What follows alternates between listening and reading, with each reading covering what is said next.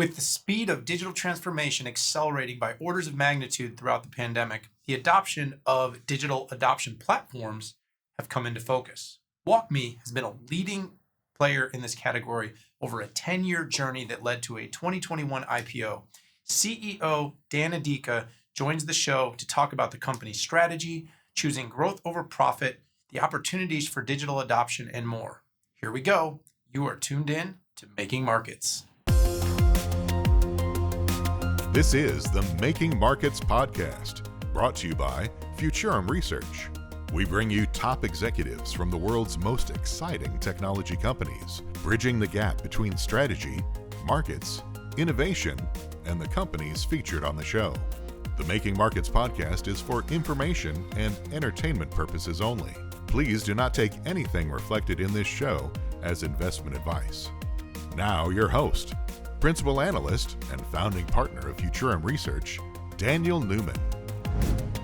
Dan Adika, CEO, WalkMe, welcome to Making Markets. Thank you for having me, Daniel. Great to have you here. I've been talking to your team for a few months. I've thought it would be great to have you on the show. Here on Making Markets, we love to focus on both, the big tech companies that everyone knows and getting a bit more about their strategy, how they plan to continue to grow, even despite a lot of headwinds that are going on in the market right now. And then another thing that I love, and from the very onset of the show, I've always wanted to do, Dan, is talk to these newer IPOs, companies that have gone public, that have exciting products and innovation, and of course, talking to their CEOs and putting them on the map, with the community that we have here at Futurum Research and on the Making Markets show. So, I'd love to start off with you. I've been following WalkMe for some time. I've worked with the company. I've watched its iterations. I've seen the products change. I've seen it grow, private to public, all these things. Mm-hmm. But WalkMe isn't necessarily, a household brand. So, I'd love to start off, you as a CEO, founder, someone that's been with this a long time. Just talk a little bit about the heritage, the growth, and, your decision to go public. Sure. So we start with the simple, basic explanation of WalkMe. We're walking through people over the internet. So when we started with WalkMe, it started with a very simple idea: why we can't show people how to do things online like a GPS. So it all started with my co-founder mom. She was like constantly calling him, "Hey, how I do this, how I do that." And that's how the idea was generated. Let's show people how to do things online. As the market changed in, I'd say, the past 10 years, right? Cloud, everything moving to SaaS, digitization of the workforce, the last 2 years, obviously, with COVID and the new future of work, we're seeing huge opportunity. So WalkMe evolved to be not just the platform that shows user how to do things. We're actually understanding how people are completing processes. We can analyze processes. We can understand exactly what's not working and basically show users how to do it, obviously with automation and many, many things that we evolve as a platform. I would say around 2018, 17, we came up with what we call digital adoption platform. We coined the term and actually started this category we call DAP. A few years later, in 2021, last year, we actually went public. So June 2021, over 1,000 employees, over 2,000 customers worldwide. So very exciting journey. Actually, in April 2012, we launched WalkMe. So 2 months from now, we have a 10 years anniversary as a company. And yeah, that's what we achieved in 10 years, amazing journey. And we're just starting, obviously. Yeah, it's always interesting because I think sometimes when people see a company go public, they think, oh, it's brand new or it's a startup, right? Yeah, and so you've been walking, no pun intended, you've been walking this journey though for almost a decade now.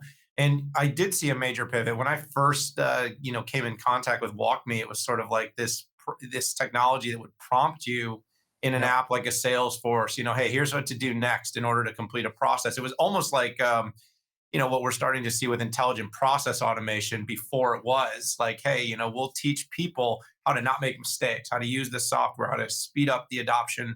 And it did create a category. And by the way, that's something definitely noteworthy for your success and your team, Dan, is you guys did create a category of companies, and now there are a bunch of sort of me too, so walk me Yeah. toos, that are trying to do what you're doing, but you guys have continued to pivot and continue to iterate, and it's been impressive to watch. Now, we covered your recent earnings, your Q4, Mhm. and you guys had some really solid results. 37% increase in revenue, 39% subscription increase. Mhm. Talk a little bit about the quarter, just kind of how it went. What were some of the highlights for you? Some of the areas that you're really excited about, maybe some areas that you think the analysts and the call and everything else have got you thinking about needing to focus on. Yeah. So one amazing quarter, and kudos to our teams. One, RPO was off charts. So it's not just a strong net new ARR quarter, but companies are signing longer contracts with WalkMe. That shows how confident they are with our product. And that's not just new deals, renewals as well. So overall, we're seeing great momentum. In addition, I talked about it in the script, but the value we're bringing to customers is just mind blowing. And I'm actually very excited every time I see it because it's not just how many deals we close, is are we actually providing value to our customers?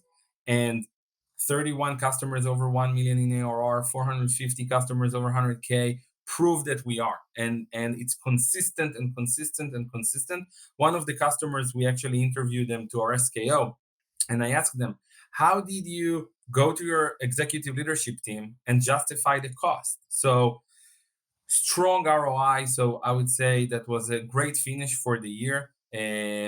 We increased the net retention. We increased the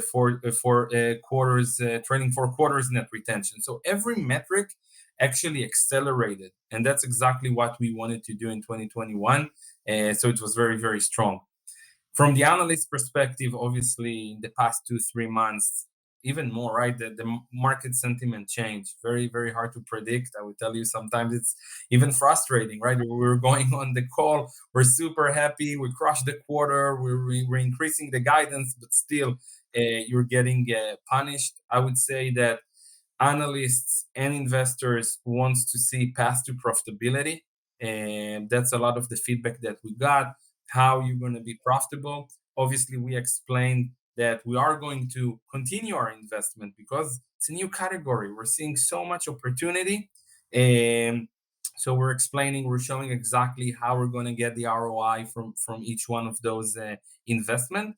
And I would even say in 2020, before we went public, we actually showed that in one quarter we can go to be cash flow positive. That show how strong is the unit economy. But I would say in today's market that we need to prove, right, that we're constantly executing.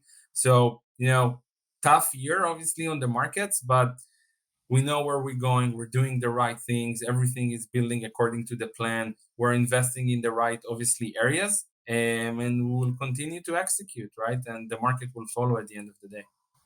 Yeah, it's interesting. You sort of jumped right in front of what I was going to talk to you about next, Dan, and that's perfect. The markets sort of started talking about the change of sentiment, maybe really coming after the new year.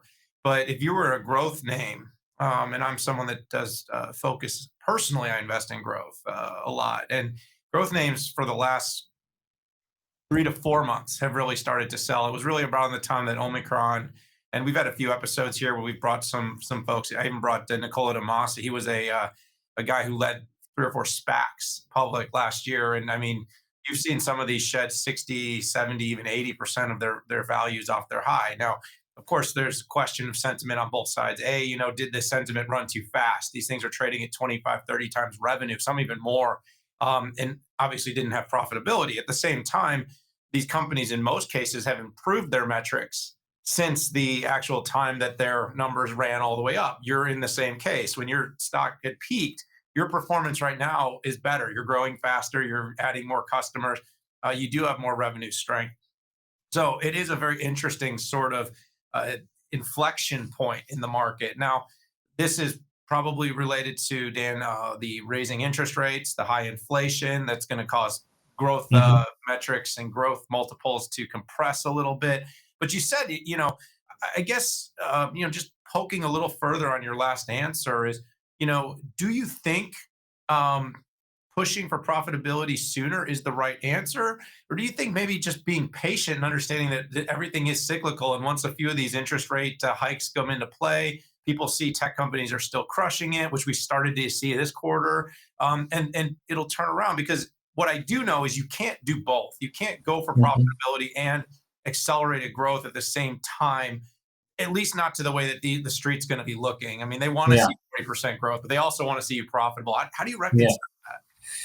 So I would say I don't think companies needs to run to be profitable. I think they need to show a path to profitability, meaning investors want the confidence that your unit economic metrics are actually something that can drive profit. And if you can show that you're investing in the right places and actually showing leverage, I think that the market condition will change. And once the market condition will change, obviously we'll see that the high growth companies are actually benefiting from it. And so we're not in a rush to go and change everything. Obviously, everything changed in the last 2 years. Salaries went up, so it's the Great Resignation. So right now, companies dealing with a lot, so companies just need to do what they think they do best. And we have a strong plan for the next 3 years. We strongly believe in it, and we're going to do it. If we're going to put more, I would say, focus on our expenses, yes, but we always did. And we just need to be more transparent with the market, show them the 3 year plan, and just, obviously go and explain and make them feel comfortable. There are still our investors, like we made our investors when we were private comfortable. We explained every step on the way. But the most important thing is to be very, very loyal to your vision and what we're actually trying to do. Our number one priority is to drive value to our customers. That's what keeps us at night, right? If we wouldn't be able to drive value to our customers, we would be in a big problem. But we are driving value and we're seeing it. Markets, I wouldn't tell you that it's not hard, right? When it's going up and down and you need to explain it to the employees. But at the end of the day, the company is super strong. We have a lot of cash on our balance sheet. We have steady stream of cash. We have great customers. They're signing long-term contracts. So we would need to power through like other companies. And I agree with you. I think that in 2021, there was a lot of companies that go and went public. And for a lot of investors, they couldn't tell the difference between a company that's just riding the hype and getting 30, 40, 50x multiplier, or real businesses that were built over a decade with strong customer base and really good unit economics. Yeah, what I will say is the business in the space you're in is one that I do believe in. I do believe companies overwhelmingly struggle to get full value out of their technology investments. Mhm. That was what attracted me early on to having conversations with your team, getting to know your business better. Um, is there opportunities to continue to optimize and expand that? I would say there are, but that's been your evolution. You guys went from really a utility, you were almost a feature that became a company. And I think Mhm. that's one of the biggest maturity indicators that I've seen is when a lot of companies start as features and actually go to market as features, they usually quickly either get rolled up or acquire, something happens because they're that. You've expanded the horizon, which is very important. We saw how much digital transformation accelerated throughout the pandemic. That had to have been an opportunity for you. But of course, when you're not as well known, it was also a challenge because your sales force couldn't be out in front of people. Everything went online, everything. And so we were sort of experiencing that transformation in real time, forcing your team to change all of its behaviors. But you also became paramount to those companies now, those large customers that you're adding. I know you made a big pivot to bigger enterprise. You're working more on getting those big companies that can spend big. You have partnerships with, I think, Accenture, partnerships with SAP. So these are some Deloitte. some some really big names. I'd love to have you just spend a few minutes. I mean, you've kind of indicated how you can get the confidence, but what's the opportunity? I mean, talk a little bit about the overall TAM. How much growth do you think is still here for you? Why should people be excited about maybe that next ramp, that next acceleration of growth that should come um, in the coming few years? Yeah. So as you know, we have two main use cases: WalkMe for customers and WalkMe for employees, and both are huge. But when we're looking at the digital transformation, and we'll talk about the WalkMe for employees, every employee or every company over 200 or 300 employees using software, and they want to actually be better. They want to improve their bottom line. They want to increase revenue. And in order to do so, they need to use technology.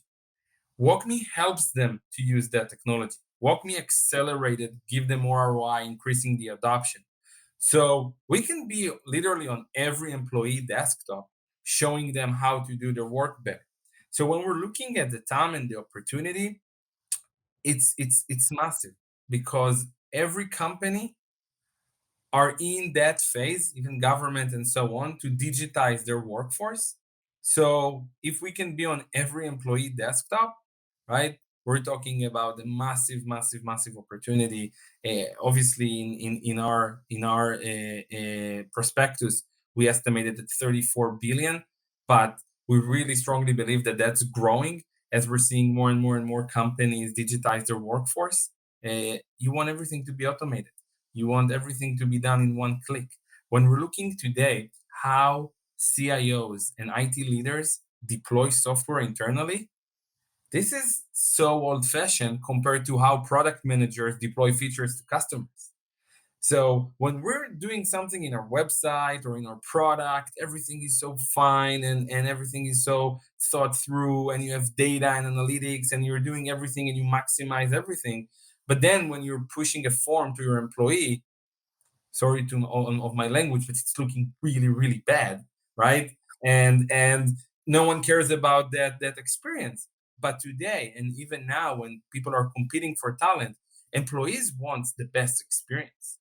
You need Companies need to start thinking about user experience when it's come to their employees and their customers, and not just their customers. And the only way to do it is with digital adoption platform, because they don't have data, because it's not their apps, and they don't have a way to actually create the action and improve stuff. So this is why we believe that every CIO, CDO, IT leader would use digital adoption platform as they roll out their 5, 6, 7 year digital transformation plan.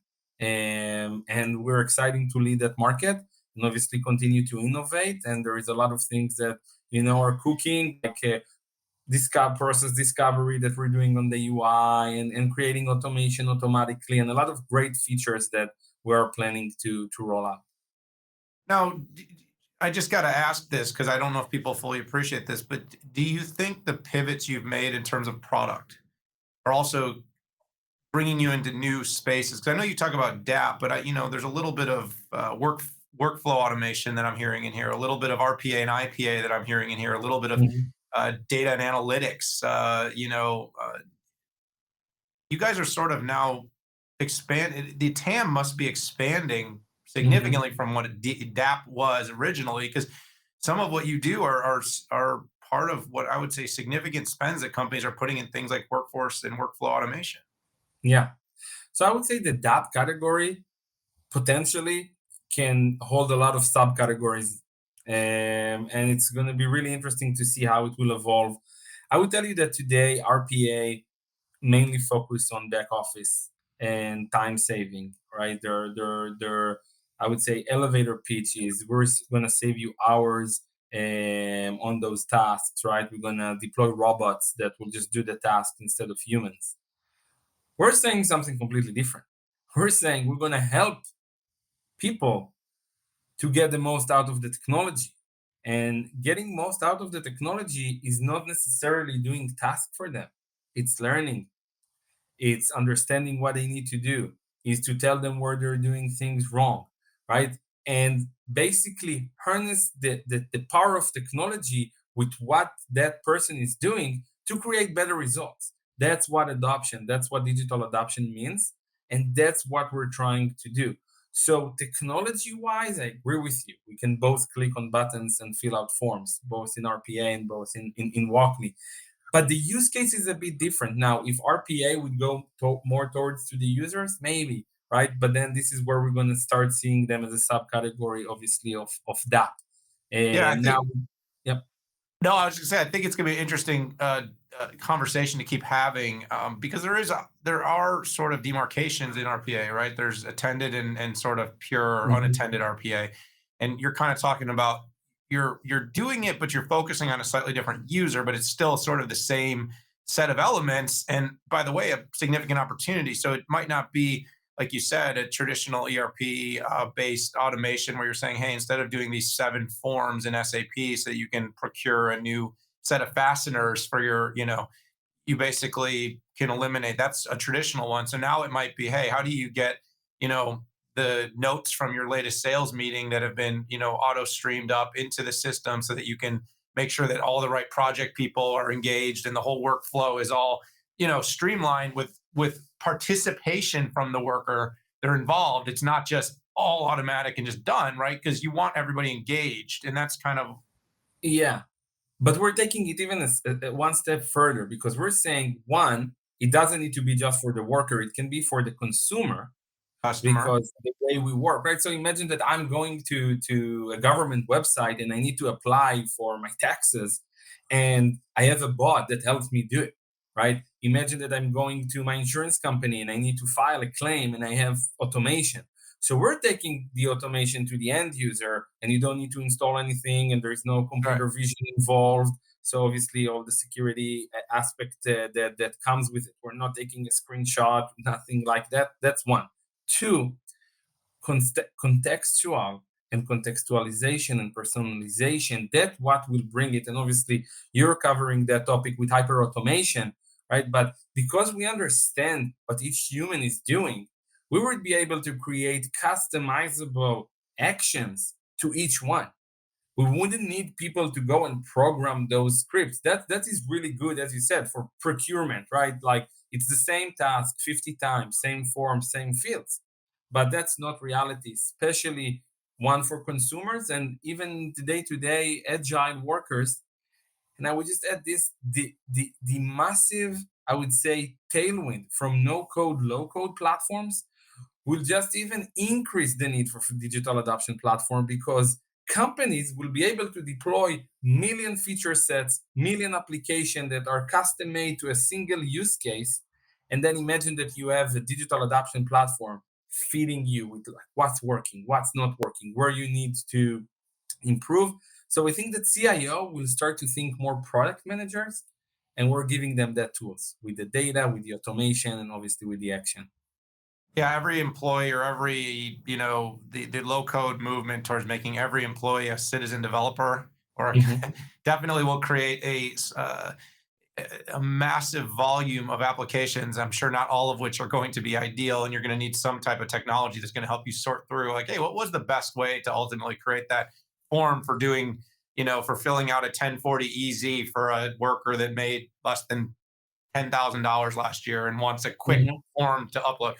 Totally get it. So we only got a minute left here, Dan. And it's been great chatting to you. I love to kind of wrap up on a question when I'm talking to companies that are maybe lesser known. Um, WalkMe certainly gaining momentum. It's gaining visibility.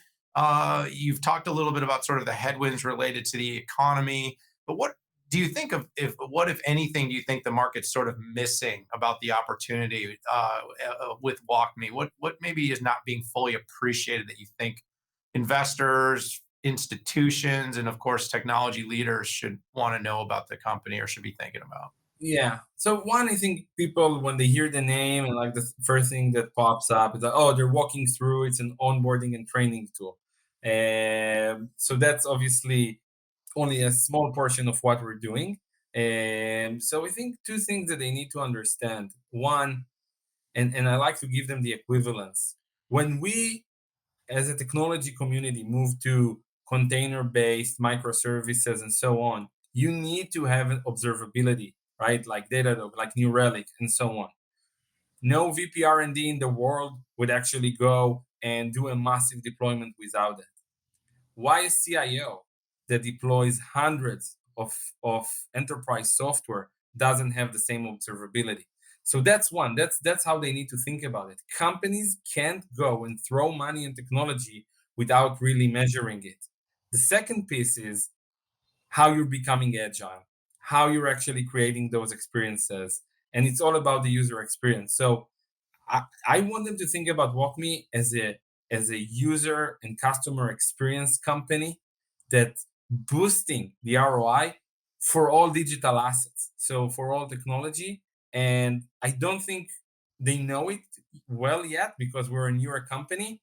But as we're telling the story of our customers, as we're showing the ROI, as we're showing the use cases, they're starting to get it. So it's a lot of work on us to go and spread the word. And thank you for inviting me and helping me spread the word. So I really appreciate it. Dan Adika, CEO of WalkMe, thanks so much for joining me on this episode of Making Markets. We'll have to have you back on in the next few quarters, and let's catch up soon on the progress. For sure. Thank you so much. Thank you for tuning in to Making Markets. Enjoy what you heard? Please subscribe to get every episode on your favorite podcast platform. You can also watch us on the web at futurumresearch.com/makingmarkets. Until next time, this is Making Markets, your essential show for market news, analysis, and commentary on today's most innovative tech companies.